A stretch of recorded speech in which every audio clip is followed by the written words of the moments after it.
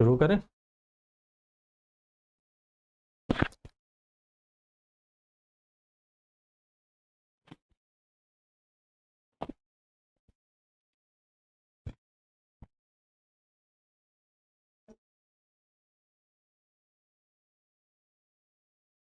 अस्सलामुअलैकुम, मैं फैज़ानुल हक और आज आपके लिए अगला चैप्टर जो कि मेमोरी से मुताल्लिक़ है लेकर हाजिर हुआ हूँ। और इस सबक का उन्वान देखिए उर्दू में क्या है, याद करना और भूल जाना। अगर आप इनमें से कोई भी एक लफ्ज़ पकड़ते हैं तो दूसरा सेंस उसमें पोशीदा है, ठीक है। अगर आप याद करना कहते हैं तो याद करने का मतलब क्या हुआ, यानी कोई चीज़ ऐसी भी है जो याद नहीं रहती, और जो याद नहीं रहती वही तो भूल जाती है। तो ये दोनों पैरेलल चलते हैं लफ्ज़। इसी को हम क्या कहते हैं, हाफ़ज़ा भी कहते हैं। और दूसरे मानों में भूल जाने को हम फरामोशी कहते हैं या फरामोश करना, ठीक है। तो याद करना या भूल जाना दोनों एक दूसरे से बहुत गहरा रिश्ता रखते हैं। हम बहुत सारी चीज़ें ऐसी हैं जो अपने जहन में महफूज कर लेना चाहते हैं, एक वक्त के लिए नहीं बल्कि हमेशा के लिए। और बहुत सारी ऐसी चीज़ें हैं जो हम ये चाहते हैं कि हाँ अभी हमारा काम हो जाए, उसके बाद में मुझे उसकी कोई ज़रूरत नहीं। अगर आपसे किसी शख्स ने कहा कि बाज़ार जाइए, उस दुकान पर इस शनाख्त का एक आदमी बैठा हुआ है, उसे ये सामान दे दीजिए, तो आप ज़रूर चाहेंगे कि जब तक उस शख्स से मुलाकात ना हो जाए, ये सामान उसे ना दे दें, उसे कम से कम याद रखें, उसका हुलिया याद रखें।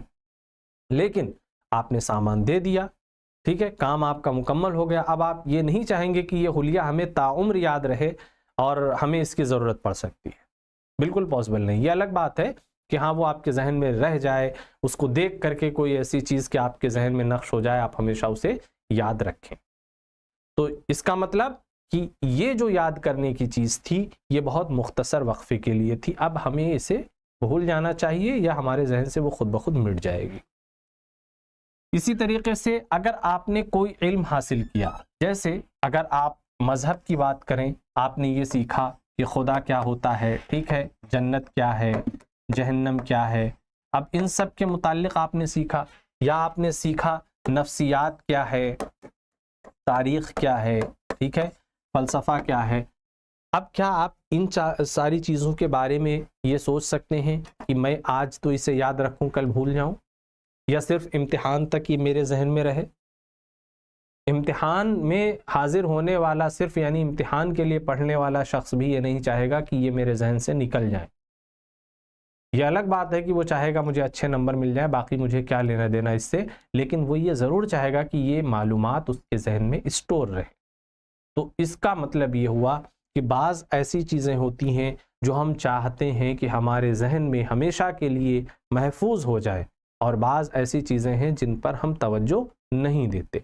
अब अगर हमने नफ्सियात की तारीफ़ पढ़ी पिछले 2-4 असबाक में अच्छी तरीके से गौर करके मेहनत करके, लेकिन फिर हुआ ये कि जब इम्तिहान में इसके मुताल्लिक़ सवाल आया तो मेरे जहन में कोई बात ही नहीं आ रही थी, इसे क्या कहेंगे, भूल जाना।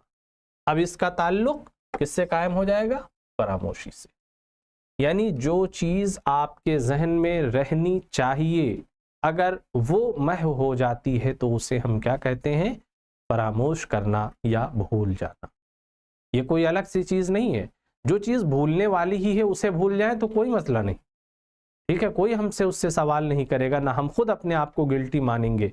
लेकिन अगर कोई वाकई इम्पॉर्टेंट चीज़ थी और हम उसे भूल गए जो हमारे जहन में रहनी चाहिए थी, तो हम कहेंगे हमने फरामोश कर दिया, भुला दिया, ठीक है। इसीलिए भूलना और गुम कर देना या खो देना का सेंस बहुत करीब हो जाता है। अब देखिए बहुत सारे अफराद हैं जिनमें इन सवालों के जिनके जहन में जवाब महफूज होंगे, जैसे स्कूल वो कब गए थे पहले, फर्स्ट टाइम, और उस पहले दिन क्या हुआ था। लेकिन हर किसी को ये याद नहीं होगा। क्या आपको स्कूल का पहला दिन याद है? कितने ही लोग होंगे जिन्हें वाकई उस दिन कुछ ऐसा हुआ होगा कि वो याद रहेगा? और कितने ऐसे होंगे जिन्हें लगेगा कि यार क्या ऐसा खास हुआ था, मुझे तो नहीं याद है, हाँ जाते थे, नॉर्मल गए थे, आ गए थे, तो कोई ऐसी बात नहीं। फिर ये गुज़िश्ता हफ्ते आप किस दिन बाजार गए थे? बहुत मुमकिन है कि कोई बहुत मसरूफ़ शख्स हो, किसी ख़ास दिन छुट्टी मिली हो, उस दिन गया हो तो उसे याद रह जाए। लेकिन एक आम ज़िंदगी में कोई ये गिन कर नहीं रखता है कि हम बाज़ार किस दिन गए थे। रोज़ वो बाज़ार से गुज़रता है, कुछ लेकर के गया, चला आया।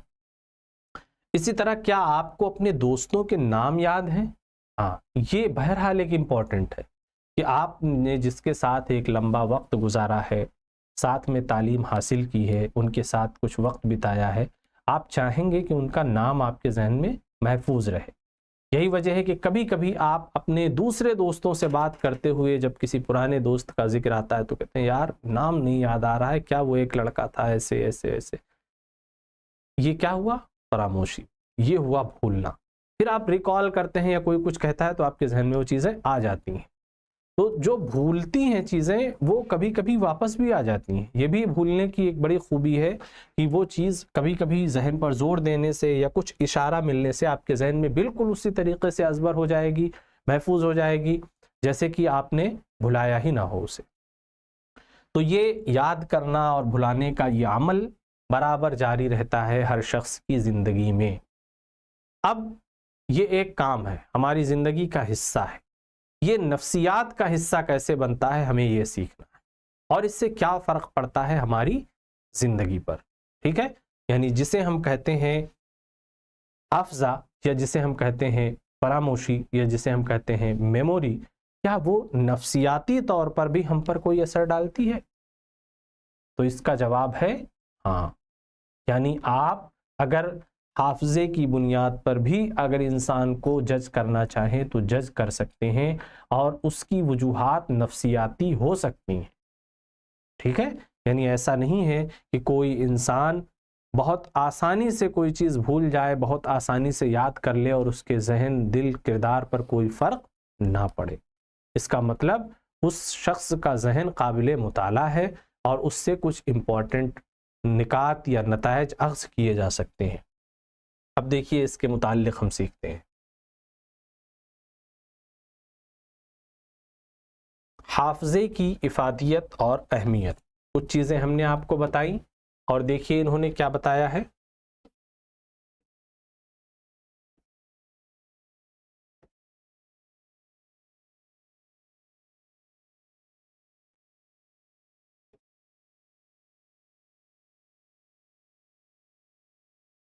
देखिए हाफ़ज़ा एक नुमाया ज़हनी अमल और एक ज़हनी निज़ाम है।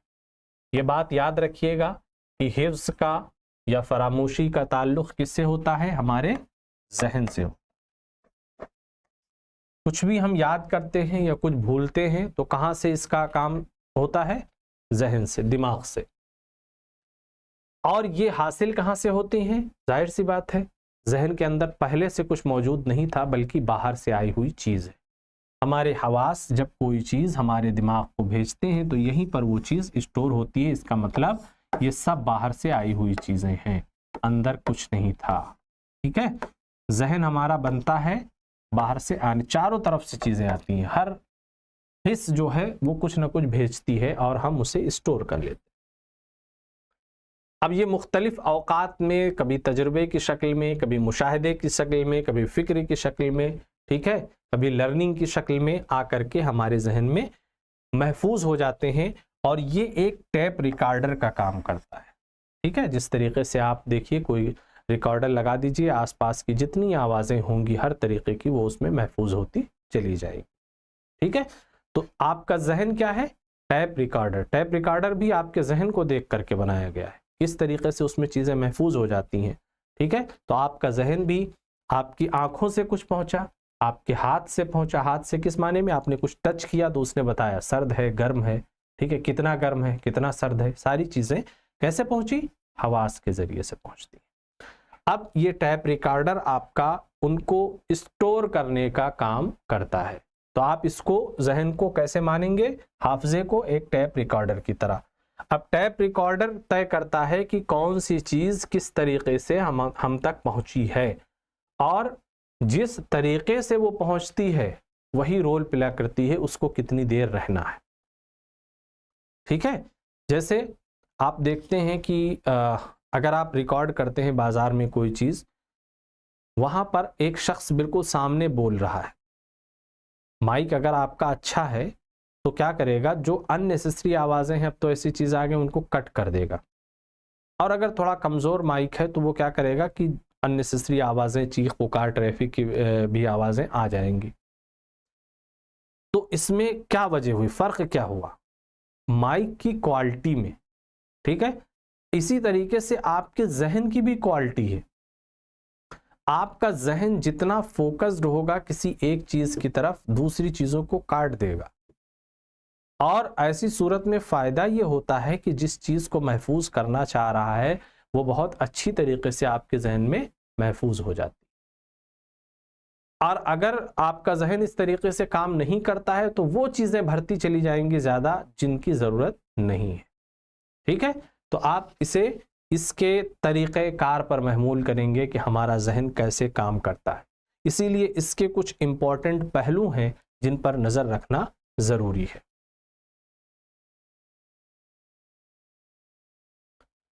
सबसे पहली बात तो ये है कि हमारा हाफ़ज़ा जो है मुशाहिदाती फ़आल ज़हनी निज़ाम, हम जो कुछ देखते हैं, महसूस करते हैं, उस सिस्टम को हम अपने मेमोरी में, जहन में क़ैद करते हैं।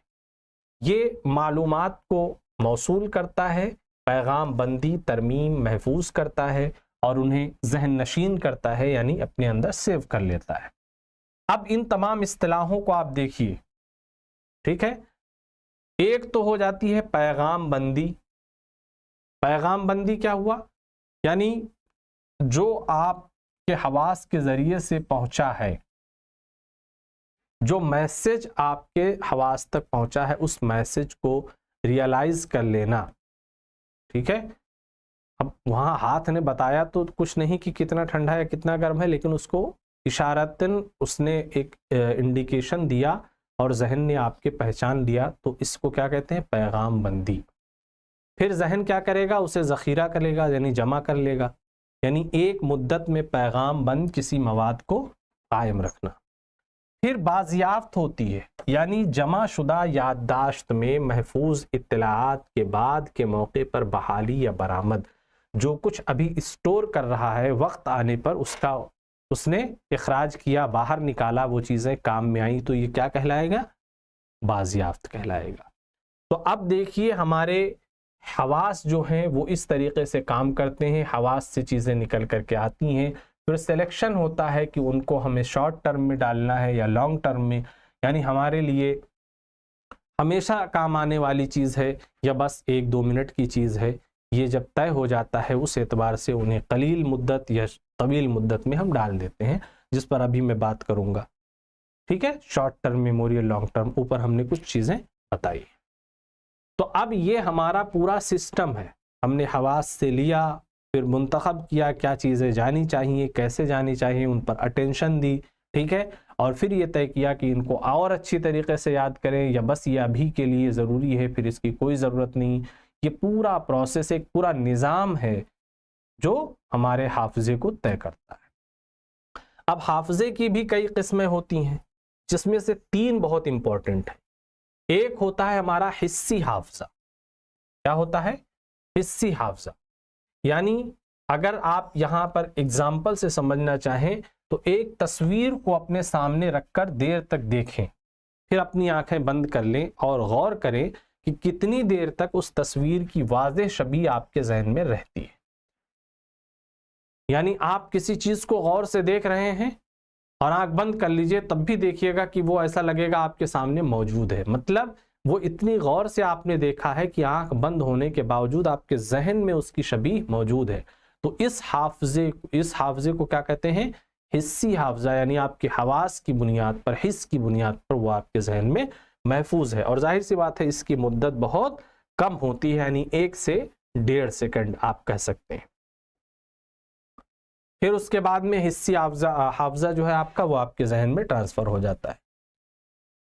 अब इस इत्तला को हम हाफिज़े में महफूज रख सकते हैं। ये बड़ी हद तक इस बात पर मुनहसिर करता है कि जब ये इत्तला हिस्सी हाफिज़ा में पहुंचती है तो उस इत्तला को जहन आपका किस तरीके से कबूल करता है।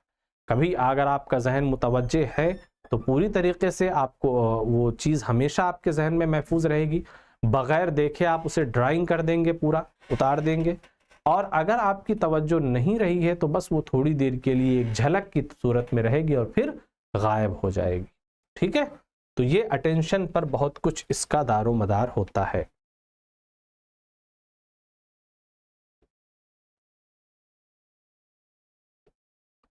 इस अटेंशन का ताल्लुक ही आपने पढ़ा है शॉर्ट टर्म मेमोरी और लॉन्ग टर्म मेमोरी।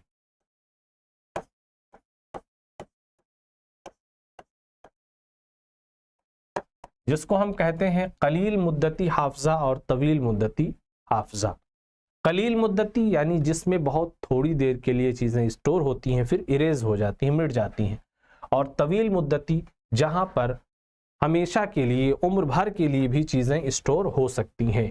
इंग्लिश में शॉर्ट फॉर्म में इनके STM और LTM कहते हैं।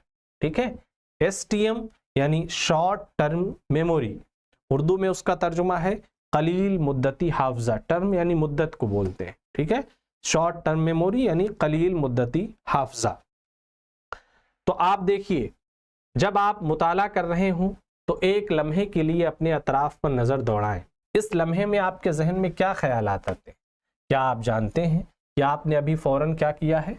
आपने कलील मुद्दती हाफजे के मशमूलात की शनाख्त की है।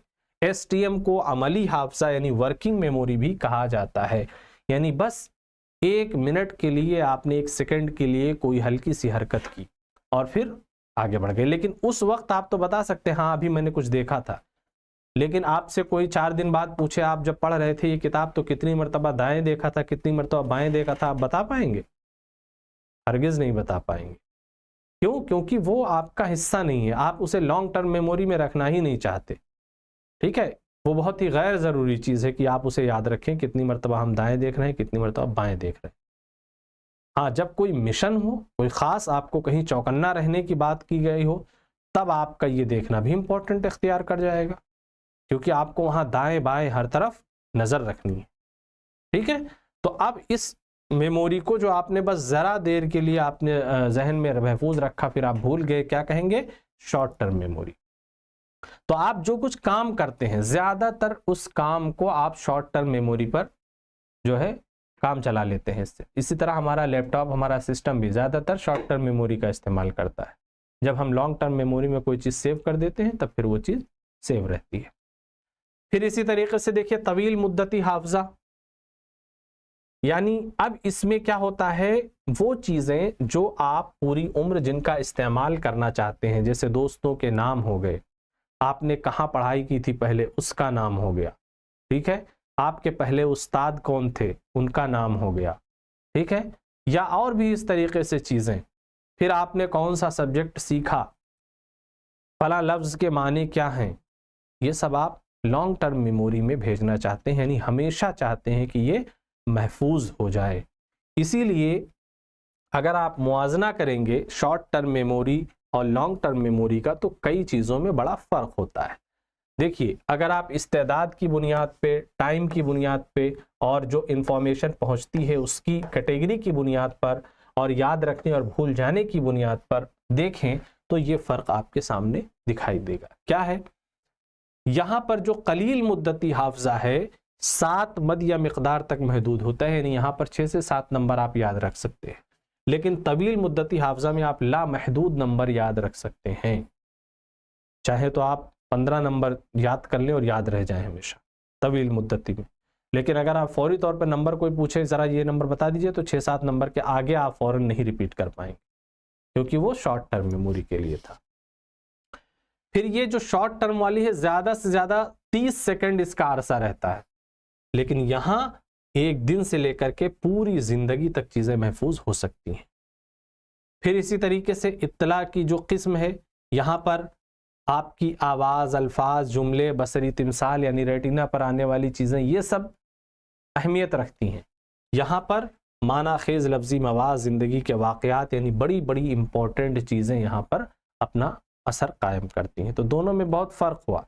किसी की आवाज़ आई अभी फ़ौरन हमने याद रखा, फिर भूल गए, कोई मतलब नहीं है इसका, लेकिन कोई ख़ास वाक़या हो गया तो हमारे जहन में महफूज हो जाता है।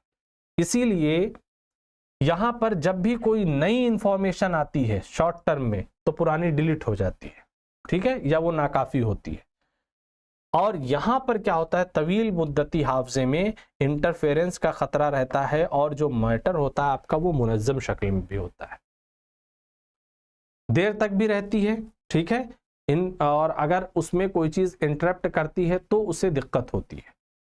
यहाँ इंटरप्शन का कोई मसला नहीं, 50 तरफ से आवाज़ें आ रही हैं उसे कोई प्रॉब्लम नहीं, लेकिन जब आपके जहन से पूछा जाए इन सबको याद किया है आपने, तो आपका जहन मुश्किल में पड़ जाएगा। यानी वहाँ जो है इंटरप्शन ही को वहाँ पे एक तरीके से मामूल का हिस्सा बना दिया गया है, लेकिन आपका जहन इंटरप्शन नहीं चाहता है, वो सुकून चाहता है, वो एक तरफ से आने वाली चीज़ें चाहता है, पसंद करता है। तो ये कुछ फ़र्क की बात हो गई, ठीक है, शॉर्ट टर्म मेमोरी और लॉन्ग टर्म मेमोरी में।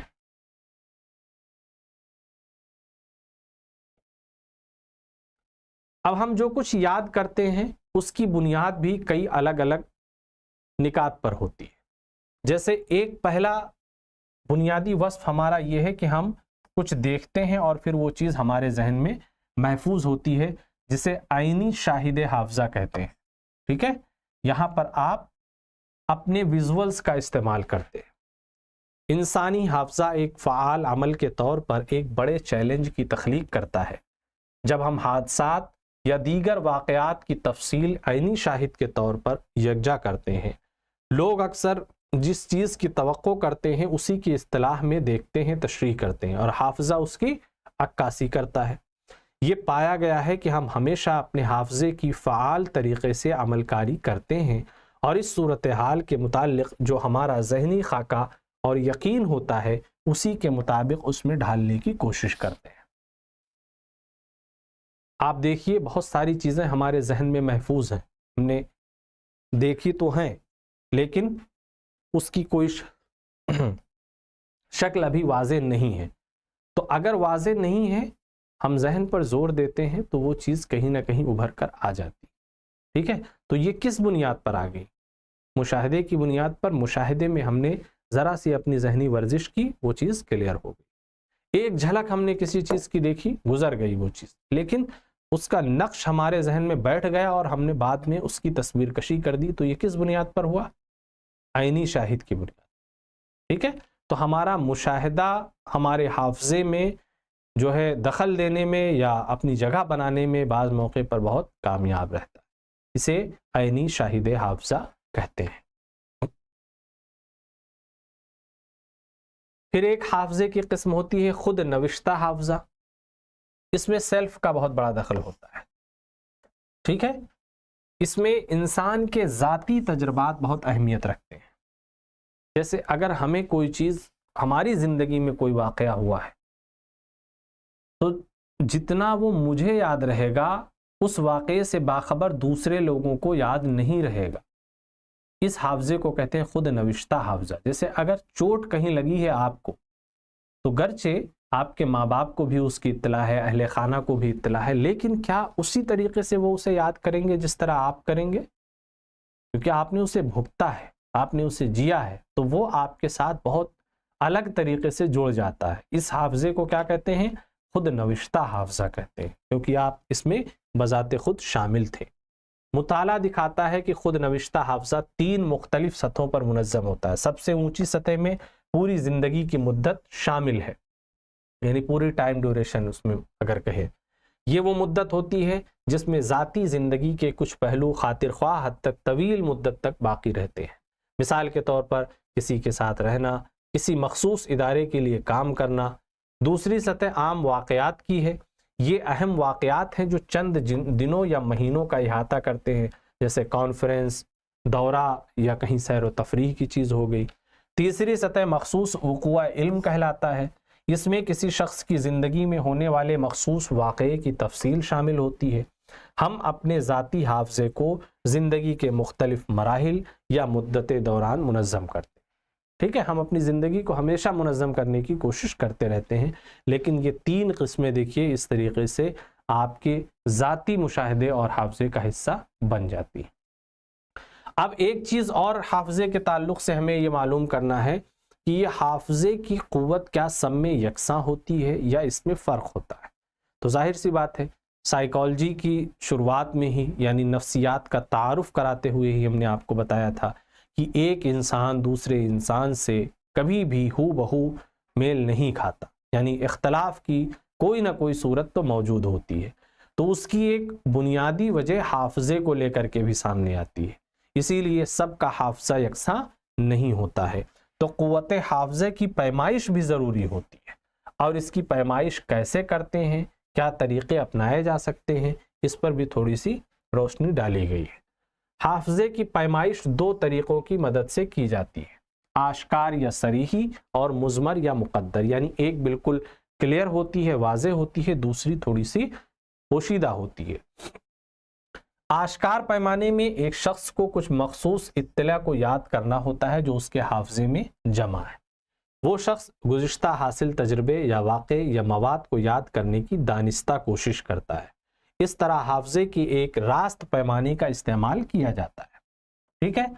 मुज़मर या मुक़द्दर पैमाने में शख्स को किसी ऐसे काम को अंजाम देना होता है जिसमें दानिस्ता तौर पर या जानबूझकर हाफजे से कुछ याद करने की ज़रूरत नहीं होती है।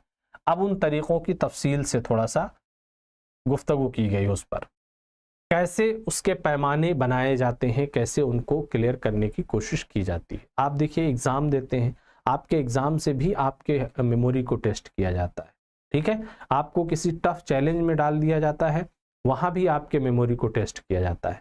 तो ये जो आश्कार पैमाने हैं यानी क्लियर है, वाज़े हैं, वो क्या है, बाज़याफ्त करना एक हो गया। बाज़याफ्त क्या होता है, एक शख्स पहले अल्फाज की एक फहरिस्त की आमोजिश करता है, उसके बाद उस शख्स को इस आमोजिश शुदा मवाद की बाज़याफ्त करना होता है। ठीक है, दोबारा उन्हें रिकॉल करना होता है। दुरुस्त तौर पर याद किए हुए मदों की तादाद आश्कार हाफजे की पैमाइश बन जाती है, यानी जो बिल्कुल क्लियर सही तरीके से लिखे गए। किसी कहानी को दोबारा दुरुस्त तौर पर पेश करना आश्कार हाफजे की पैमाइश फराहम कर सकता है। एक स्टोरी आपने सुनी, जहन से निकल गई, लेकिन अब आपने उसको एज इट इज़ बहुत अच्छी तरीके से लिख दिया, बयान कर दिया, तो ये बाज़याफ्त हो गई। फिर शनाख्त का मसला भी आता है। इसमें क्या है, तालिबे इल्म को पहले से सीखे गए मवाद या अल्फाज के साथ नई मदों को मिलाकर पेश किया जाना होता है और उसको उनमें पहले से आमोजिश शुदा अशिया या अल्फाज या मवाद की शनाख्त करनी होती है। यानी जो चीज़ें आपके लिए अजनबी हैं उनके बीच में कुछ आपके लिए जो मानूस चीज़ें हैं शामिल कर दी गई और फिर बताया गया कि आप जिन चीज़ों को जानते हैं उन्हें बताइए। तो ये क्या कहलाता है, शनाख्त कहलाता है। फिर मुज़मर या मुक़द्दर पैमाने भी होते हैं, यानी कुछ ऐसे पैमाने जो क्लियर नहीं है। इसमें एक तो लफ्ज़ की तकमील हो गया, इस काम में मुताल्लिम को चंद टुकड़ों में मुनक़सिम नामुकम्मल अल्फाज पेश किए जाते हैं और मुताल्लिम को इन नामुकम्मल अल्फाज को मुकम्मल करना होता है। जैसे देखिए, फिल इन द ब्लैंक करके इस तरह आता है। अब ये फ़िश है या क्या है, फ्रेश है क्या है, इसको आपको मुकम्मल करना है। फिर इसी तरीके से इब्तिदाई अमल भी होता है। इसमें पिछली पसमंज़र सरगर्मियाँ, जैसे किसी कहानी का पढ़ना, मखसूस अंदाज में नामुकम्मल लफ्ज़ को मुकम्मल करने में मददगार हो सकती है। पसमंज़र का काम बुनियादी अमल अंजाम देना है। ऊपर मज़कूरा दोनों कामों में मुताल्लिम को सरीही तौर पर याद करने के लिए नहीं कहा जाता है, यानी कुछ हिंट बहरहाल मौजूद हैं, उसकी बुनियाद पे आपको चीज़ें रिकॉल करना है, इसीलिए इसे मुज़मर या मुक़द्दर पैमाने कहते हैं। तो ये नापने के दो तरीक़े हो गए, एक तो वाज़े हो जाते हैं या आश्कार पैमाने और एक मुज़मर पैमाने। अब देखिए, दूसरा जो उसके साथ अहम जुड़ा हुआ लफ्ज़ था फरामोशी का, इस पर भी हम थोड़ी सी गुफ्तगू करते हैं। हमने आपको बताया था कि हाफ़ज़ा उस वक्त तक मुकम्मल नहीं होता या हाफ़ज़े की बात मुकम्मल नहीं होती जब तक कि हम फरामोशी के बारे में कुछ न कुछ गुफ्तगू ना कर लें। तो ये फरामोशी होती कैसे है, यानी होना तो ऐसा चाहिए कि जो कुछ हमने सुना याद है हमेशा के लिए, हर इंसान को याद रहे सेम, तो ये भी बहुत बड़ा अजाब हो जाता है ना। तो फरामोशी एक नेमत भी है, क्योंकि आपके साथ बहुत से ऐसे वाक़यात होते हैं जो उस वक्त आपको झंझोड़ देते हैं और अगर उनका असर उसी तरीके से बाकी रहे तो आप ज़िंदगी में आगे कुछ नहीं कर पाएंगे। इसलिए बाज़ मौके पे ये बहुत बड़ी नेमत साबित होती है। अब इसके असबाब हम देखते हैं क्या होते हैं कि क्यों हमसे, हमारे जहन से चीज़ें निकल जाती हैं। कई चीज़ें हैं। देखिए,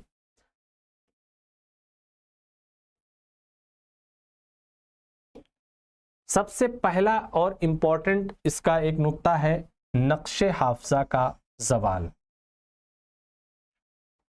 यानी मुतअद्दिद वाक़यात और तजर्बात का हाफजा वक्त के साथ धुंधला या मध्यम हो जाता है, जिस तरह किसी तस्वीर का रंग सूरज की रोशनी में उड़ जाता है। यानी टाइम, कहते हैं ना, वक्त हर चीज़ को क्या कर देता है, मुंदमिल कर देता है, हर जख्म को भर देता है।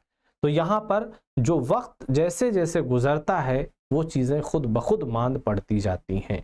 तो वक्त का बहुत बड़ा इसमें दखल होता है, जिसे हम कहते हैं नक्शे हाफजा का जवाल। जो नक्श है आपके मेमोरी का, वो धीरे धीरे मांद पड़ने लगता है। किस वजह से? क्योंकि वक्त गुजरता रहता है।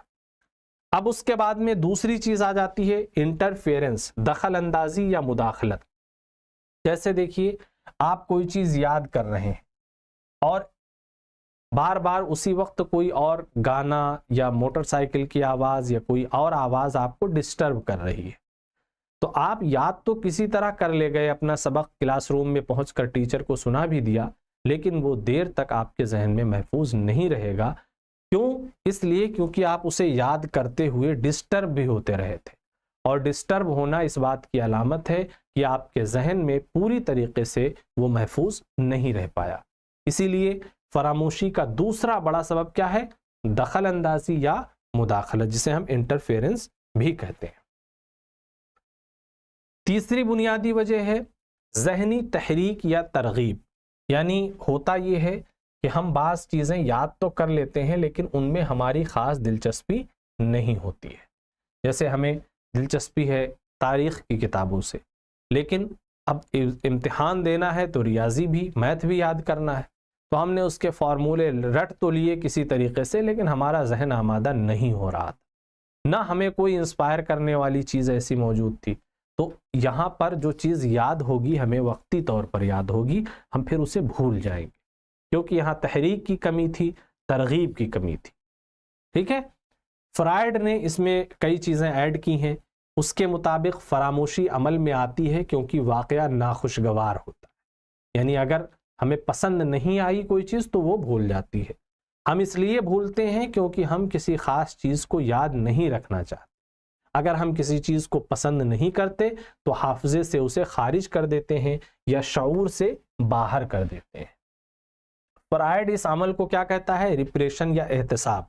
ये एक आम तजर्बा है कि आम तौर पर नाखुशगवार वाक़यात की बनिस्बत खुशगवार वाक़यात को ज़्यादा याद रखते हैं। हम ये भी देखते हैं कि नामुकम्मल काम को मुकम्मल काम या अमल के मुकाबले में याद रखने का मजबूत रुझान पाया जाता है। इस सूरत हाल को जायगा रंग नतीजा कहते हैं। ठीक है, इंसानी हाफजे में कैफियत किरदार यानी मूड से पता चलता है कि किस तरह हमारी ज़िंदगी के तासुराती पहलू हमारे हाफजे को ज़्यादा नुमाया तौर पर वज़ा करते हैं।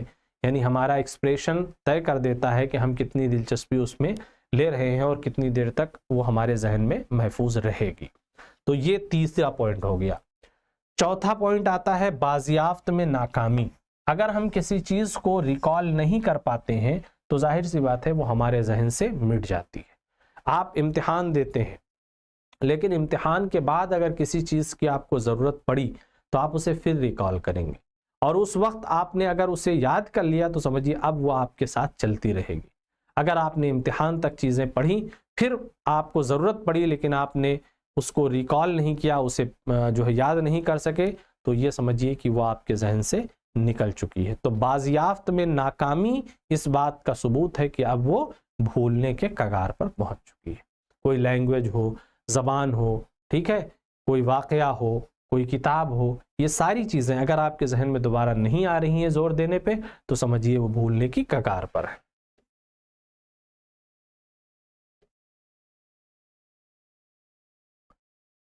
अब देखिए, हाफजा एक तामीरी अमल के तौर पर काम करता है। यानी हाफजे में होता यह है कि हम वो चीज़ें स्टोर करते हैं जो हमें आगे काम देंगी। हमने बताया कि ये जो कुछ हम सीखते हैं, हमारे उसके सीखने के जो अनासिर होते हैं कहाँ स्टोर होते हैं? हमारे जहन में। तो हम इसीलिए स्टोर करते हैं कि आगे वो काम आएंगी, और जो काम आएंगी यही चीज़ तामीरी पहलू है उसका। ठीक है, तो तामीर का मतलब ही है कि हमने जो कुछ सीखा है वो हमारे अंदर पहले महफूज रहे, तब हम आगे बढ़ेंगे। इसलिए हाफजा जो है इंसान की जिंदगी में एक तामीरी काम अंजाम देता है। ठीक है, अब हम ये काम कर सकते हैं कि अपने जहन को साफ रखें, ठीक है, अपने जहन को तेज करते रहें, उसको हमवार बनाएं, और जो चीजें उसके लिए कारआमद हो सकती हैं उन चीजों पर तवज्जो दे। इसके भी कई तरीके हैं, क्योंकि ये हमारे लिए कारआमद है ना, तामीरी काम अंजाम दे रहा है, तो हम कैसे इसको फिट रखें, कैसे इसके लिए जो है बेहतर माहौल फराहम करें, इसके कई नुक्ते माहिरीन ने बताए हैं। सबसे पहला ये है कि हमें हाफजा बढ़ाने के तरीक़ों पर गौर करना चाहिए, और ये तरीक़ा कोई एक नहीं है, ये पूरा एक सिस्टम है, पूरा एक निज़ाम है। ठीक है, जब तक अब आप कोई कहें कि कोई दवा खा लीजिए और आपका जो हाफजा बढ़ जाएगा, ये पॉसिबल नहीं है। यानी मेमोरी को बढ़ाया जा सकता है, लेकिन उस तरीके से नहीं जिस तरीके से फार्मूले की बुनियाद पर दुनिया में और से काम होते हैं, ये पॉसिबल ही नहीं है। ठीक है, तो इसलिए आप क्या करेंगे, उसके लिए सबसे पहला काम ये करें कि एक सिस्टम अपनाएं जिसे हम कहते हैं तंजीम। इस तंजीम का ताल्लुक किसी जमात से नहीं है, इस तंजीम का ताल्लुक है आपके शेड्यूल से, सिस्टम से। ठीक है, यानी आप किस वक्त याद करते हैं, क्या याद करते हैं, उस पर कितनी मेहनत करते हैं। ठीक है, कोई मवाद आपके जहन में अगर आप चाहते हैं जहन में आपके महफूज रहे, तो उसके लिए आपको क्या मुनासिब इक़दाम उठाना चाहिए। ठीक है, ये सारी चीज़ें तंजीम में आ जाती हैं। तो मवाद को बाज़ शक्ल में मुनज़्ज़म करने की ज़रूरत होती है। जैसे अगर आपको कोई बहुत मुश्किल किताब दे दी जाए डायरेक्ट पढ़ने के लिए, तो कभी कभी समझ में नहीं आती है, लेकिन अगर उसके बारे में कुछ पॉइंट्स आपको पहले क्लियर कर दिया जाए, कुछ मुश्किल अल्फाज अगर किसी स्टोरी के हैं आपको पहले बता दिया जाए, तो आप स्टोरी पढ़ेंगे तो पूरी कहानी समझ में आ जाएगी, है ना। इसीलिए तंजीम करना यानी उसको एक सिस्टमेटिक वे में पेश करना। जैसे आप क्लास में मौजूद हैं, अगर आपको मैं बराह रास्त कोई चीज़ किताब की शक्ल में पेश कर देता, नहीं समझ में आती, लेकिन चैप्टर टू चैप्टर मैं आपके सामने डिस्कस कर रहा हूँ, एक एक लफ्ज़ पर इंपॉर्टेंट पहलुओं पर गुफ्तगू कर रहा हूँ, यही चीज़ है तंजीम। यानी मैं एक सिस्टम के तहत आप तक वो चीज़ पहुँचा रहा हूँ, इसलिए ताकि आपके जहन में महफूज हो जाए। ठीक है, दूसरा पहलू ये है कि इर्तिकाज़। अब इसका ताल्लुक याद करने वाले पर है, यानी आपको मैं कितनी भी सिस्टमेटिक वे में कोई चीज़ पहुँचाऊँ, अगर आपने वहाँ पर तवज्जो नहीं दी, मुर्तकिज़ होकर आपने उस चीज़ को नहीं समझा, तो कोई भी सिस्टम आपको वो चीज़ याद नहीं करा सकता है। ठीक है, इसीलिए सिस्टम के साथ साथ मुर्तकिज़ होना ज़रूरी है। मुर्तकिज़ होने का मतलब पूरी तरह तवज्जो देना, अपने आसपास के माहौल से, डिस्टर्बेंस वाली चीज़ों से खुद को, अपने जहन को काट कर इस पहलू पर लगाना कि आप क्या सीखना चाह रहे हैं। इसे क्या कहते हैं, इर्तिकाज़ कहते हैं। और फिर तीसरा पहलू ये आ जाता है कि महल्ले वुकू का तरीक़ा, ठीक है, क्या होना चाहिए। यानी अगर आप कोई चीज़ याद करना चाहते हैं तो कैसे याद कर रहे हैं, टेक्निक क्या है। जगह या महल्ले वुकू को मुतासिर करने से किसी अमल को याद करने में मदद मिलती है। जैसे अगर आप सपोज दैट कभी किसी जंग के बारे में पढ़ रहे हैं, तो जंग के किरदार और ये सब है, आप उस जंग जहाँ पर वो जंग लड़ी गई थी, अगर उस जगह को अपने जहन में महफूज कर लेते हैं तो वो जंग हमेशा याद रहती है। होता है ऐसा, है ना। तो यानी कोई चीज़ जहाँ पर वाक़ई हुई है, किसी जगह से उसका ताल्लुक़ है, किसी शख्स से, ठीक है, किसी ख़ास इलाके से, किसी ख़ास डेट से, तो आप उससे चीज़ों को रिलेट करके जहन में महफूज रखिए। तो महल्ले वुकू का तरीक़ा अगर आपने सीख लिया या उसका रिलेवेंस कहीं से ढूंढ लिया, तो आपके जहन में चीज़ें अच्छी तरह महफूज हो जाती हैं। इसीलिए कीवर्ड्स जो बनते हैं, है ना, कोई भी हिस्ट्री में देखें या और भी किसी सब्जेक्ट में देखें, तो कीवर्ड्स बनाए जाते हैं, उनके ज़रिए से बहुत बड़े बड़े जो है फ़लसफ़े, थ्योरीज जो है आसानी से सॉल्व की जा सकती हैं। और फिर चौथे नंबर पर नई रमज़बंदी, जिसे रिकॉर्डिंग कहते हैं। रिकॉर्डिंग यानी एक तो देखिए आपके किताब में सिस्टम से चीज़ें मौजूद हैं, लेकिन उसी सिस्टम से अगर मैं भी एज इट इज़ पढ़ाऊँ तो भी आपको चीज़ें नहीं समझ में आएंगी। जब इसको बना रहे थे लोग तो उन्होंने भी बहुत सारे चैलेंजेस के बीच में ये सिस्टम बनाया। अब मैं आपको पढ़ा रहा हूं तो मैं आपको इस सिस्टम में से बहुत जो और सिंपल हो सकता है मैं उस वे में पढ़ा रहा हूं। इसी को कहते हैं नई रमजबंदी, यानी एक चीज मौजूद है उसको आप और कैसे सिंप्लीफाई कर सकते हैं, कैसे और आसानी से चीजों तक पहुंच सकते हैं। ठीक है, इसी को नई रमजबंदी या रीकोडिंग कहते हैं। दोबारा रमजबंदी मुताद्दिद तरीक़ों से की जा सकती है। मिसाल के तौर पर लोग सभी मदों के लिए पहले हरफ तहज्जी को जुमला बनाने में इस्तेमाल कर सकते हैं। इस किस्म की बयानिया साख्त एक सुराख के तौर पर काम करती है। ठीक है, जैसे WHO लिख दिया, अब क्या इसका मतलब हुआ? World health organisation, CBI, central bureau of investigation. तो ये सब क्या है? पूरे एक लंबे लंबे जुमले को, बड़े बड़े टर्म को जो है अपने अंदर छुपाए हुए। इसलिए नए नए कोड भी बनाते रहना चाहिए, जिसे हम कीवर्ड कहते हैं।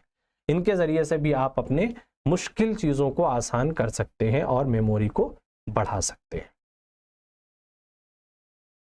ठीक है, यह आपका चैप्टर कंप्लीट होता है। आपके जहन में अगर इस हवाले से कोई सवाल है तो पूछ सकते हैं। कोई है, मौजूद है?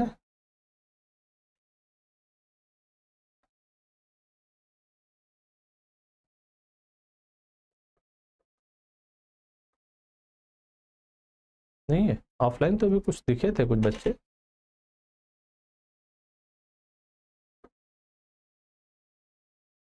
चलिए ठीक है, अगला चैप्टर पढ़ के आइए और कोशिश ये कीजिए कि आपका जो TMA छूट जाता है आप उस सबक के बाद फौरन ज़रूर पढ़ लिया कीजिए। जैसे मैं आज जो है आपको आमोजिश के हवाले से कुछ इम्पॉर्टेंट चीज़ें बता सकता था, क्योंकि पिछले सबक से उसका रिश्ता था, लेकिन नहीं बता पाया, क्योंकि आमोजिश का पहला जो है ये हाफजे का जो है पहला जीना वो आमोजिश है, लर्निंग। तो आप एक काम ये कर सकते हैं एज अ होमवर्क, सबके लिए मैं कह रहा हूं कि आमोजिश वाले चैप्टर को पढ़ लीजिए। TMA जब आप करेंगे तब भी आसानी होगी, सिर्फ उन्हीं असबाक को पढ़ेंगे तो आपका कनेक्शन लॉस हो जाएगा। ठीक है, तो हम कोई चीज़ कैसे सीखते हैं, सीखने में हमारी मेमोरी कैसे काम करती है, सीखने के तरीके कितने हैं, इन सवालों के जवाब आप उस सबक को पढ़कर हासिल कीजिए। ठीक है, यह आपका होमवर्क है और अगली क्लास में मुलाकात करते हैं नए चैप्टर के साथ। खुदा हाफिज।